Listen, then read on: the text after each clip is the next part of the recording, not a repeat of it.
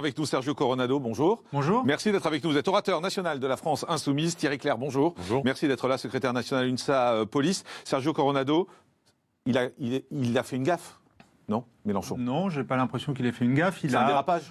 Non plus. Je pense que c'est un échange qui a été capté comme ça de manière très impromptue et que c'était pas une déclaration qui était prévue. Et moi, je m'étonne en fait que chaque propos de Mélenchon suscite des polémiques de cette nature.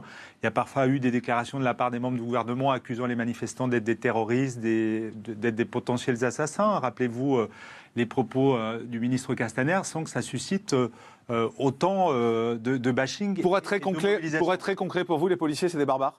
Non, mais je considère, et je voudrais être très clair là-dessus, que nous assistons depuis un certain nombre d'années à une fragilisation du fonctionnement de nos institutions et de l'État républicain, et que l'on a parfois une forme de complaisance à l'égard de la dégradation de nos libertés, et qu'on s'accommode assez facilement d'un État de droit de piètre qualité. Ouais. Un peu comme l'a déclaré François Sureau l'autre jour sur une grande radio, nos libertés se réduisent, et puis je considère en effet que depuis 11 mois, la répression dont a été l'objet le mouvement des Gilets jaunes doit nous conduire à nous interroger, pas simplement sur la doctrine du maintien de l'ordre, mais vous parlez en général. Mais comment c'est possible que Sergio Coronado, la polémique, ce type la polémique porte sur des propos particuliers. Est-ce que les policiers sont des barbares, comme le dit Jean-Luc Mélenchon, ou vous vous désolidarisez de ces propos? Je considère que des actes qui ont été commis, la manière dont le maintien de l'ordre a été mené, peut s'apparenter à une forme de barbarie. Quand vous avez 2500 blessés, quand vous avez 25 personnes qui sont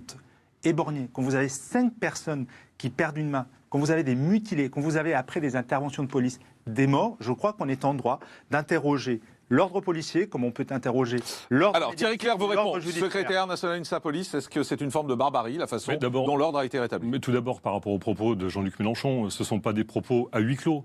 Je veux dire, il est sur la voie publique dans le cadre d'une manifestation, il est entouré de journalistes, de photographes, de caméras, de micros, il sait très bien, effectivement, en tant qu'homme politique, et les répercussions que cela aura. Donc je veux dire, c'est délibéré, ce n'est pas des propos qui sont gratuits.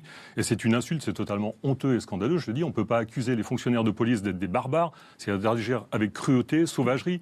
La police nationale, quand même, ce sont des collègues qui travaillent au quotidien, ce sont des hommes, des femmes. La police nationale, c'est à peu près...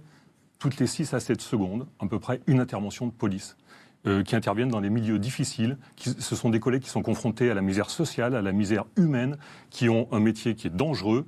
Je veux dire, véritablement, moi je ne comprends pas comment aujourd'hui, vous, sur ce plateau-là, vous pouvez dire on ne peut pas déjuger, je ne me désolidarise... Non, je ne pas les mêmes termes que Jean-Luc Mélenchon. Non, mais attendez, vous pouvez au moins... Est-ce que, moi, la question que j'ai à vous poser, est-ce que vous vous désolidarisez de ces propos quand votre responsable politique de votre mouvement annonce les policiers sont des barbares? Oui, non, parce que Jean-Luc Mélenchon... vous m'interrogez, je peux vous répondre? Oui, tout à fait, mais je termine juste mon propos. Il récidive dans le sens où, par rapport à un écrit, cette fois, je veux dire, ce ne sont pas des propos captés par des micros sur la voie publique, par rapport à un écrit sur Twitter qui est repris dans l'ensemble de la presse ce matin, il parle de gens qui peuvent provoquer des incidents qui pourraient frapper des passants ou menacer des commerçants. Frapper des passants ou menacer des commerçants. Est-ce que véritablement vous êtes dans cette image-là de la police nationale? Sergio Coronado. Vous savez, moi je me contente, comme la plupart de mes concitoyens, de regarder les images de manifestations. Et qu'est-ce qu'on a vu samedi dernier, par exemple? Ça devrait aussi vous inquiéter comme syndicaliste policier, parce que je crois en effet que les syndicats de policiers ont un rôle à jouer. Vous faites partie d'un service public et vous avez la charge d'assurer la sécurité des Français. Qu'est-ce qu'on a vu samedi dernier? Dans le seul pays où les marches climat ont été réprimées de la façon dont ça a été le cas, c'est en France. Vous avez vu des images de touristes qui avaient été gazés, qui avaient été tabassés sur les Champs-Élysées, alors qu'ils n'avaient rien fait, rien demandé, qu'ils n'étaient pas à l'origine d'un attroupement visant à commettre des violences contre des commerçants. Nous avons eu des images de policiers frappant ou jetant des gens... Vous ne répondez pas à ma question. Non, vous ne répondez pas à ma question. Non, je réponds à votre question en vous rappelant simplement... Parce que sur les derniers Jean-Luc. Donc vous dites que les policiers peuvent frapper des... Vous avez des images, excusez-moi, qui sont diffusées régulièrement. Ils peuvent frapper des commerçants, ils peuvent frapper des... Il y a eu des images, vous les avez régulièrement après chaque manifestation, de dérapage, de violences gratuites qui ne sont pas justifiées. Thierry Clair, vous m'avez interrogé. Vous parlez. Attendez, essayons de dialoguer ensemble avec des petits dialogues. Non, mais des petits. Oui, mais pas trop long.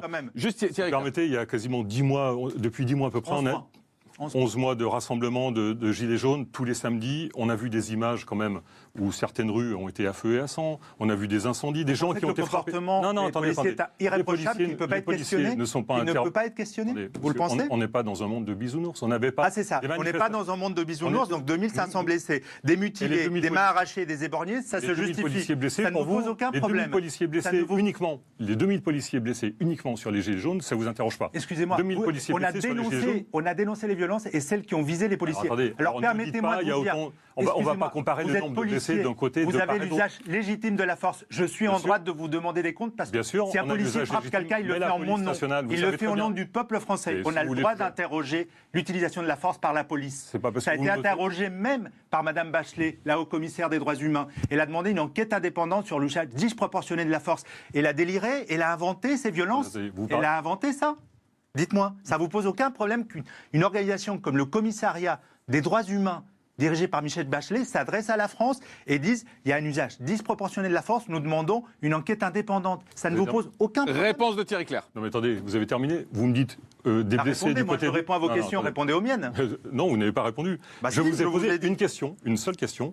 Est-ce que vous désolidarisez des propos de Jean-Luc Mélenchon quand il parle de policiers barbares? Est-ce que vous désolidarisez? Je l'émission suite à l'intervention de M. Morandini que je n'aurais pas certainement utilisé les mêmes termes. Non, mais c'est de la langue de bois. Est-ce que vous trouvez ça acceptable? Non, c'est pas la langue de bois. La question, c'est est-ce que vous désolidarisez ou inacceptable? C'est ça la question. En revanche, moi je vous pose une question sur les 2500 blessés, sur les mutilés, tout ça.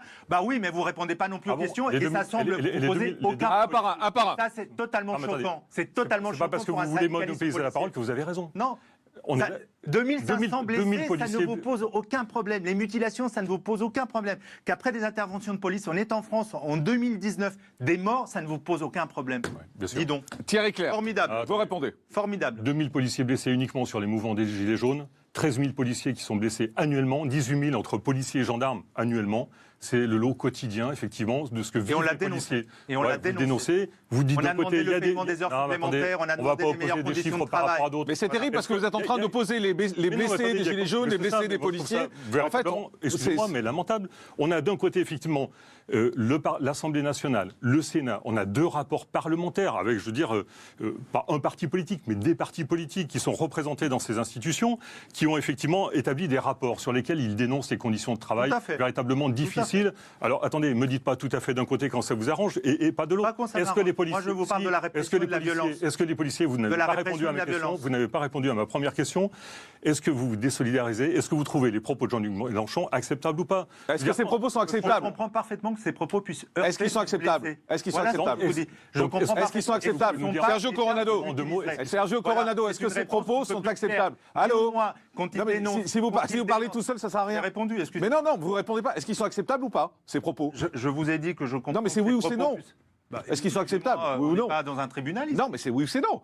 Moi, je réponds à la question que vous me posez. Mais non, vous ne répondez pas à la question. J'utilise mes termes. Je n'aurais sans doute pas utilisé ces termes. Donc, et je considère que ce terme. Donc, vous prenez du recul. En revanche, prenez du recul avec ces propos. Ce que je trouve tout à fait incroyable, c'est qu'aujourd'hui, un syndicat de police appelle à manifester devant le siège d'un parti politique dont l'activité est garantie par la Constitution. On n'a pas entendu ni le gouvernement ni les autres syndicats de policiers s'étonner de ce type de pression face à une liberté fondamentale qui est l'organisation des partis politiques dans ce pays, qui sont les fondements de la démocratie. Point final. Merci Sergio Coronado. Merci beaucoup. Merci Thierry Clair. Également secrétaire national de sa police, Sergio Coronado, orateur national de la France.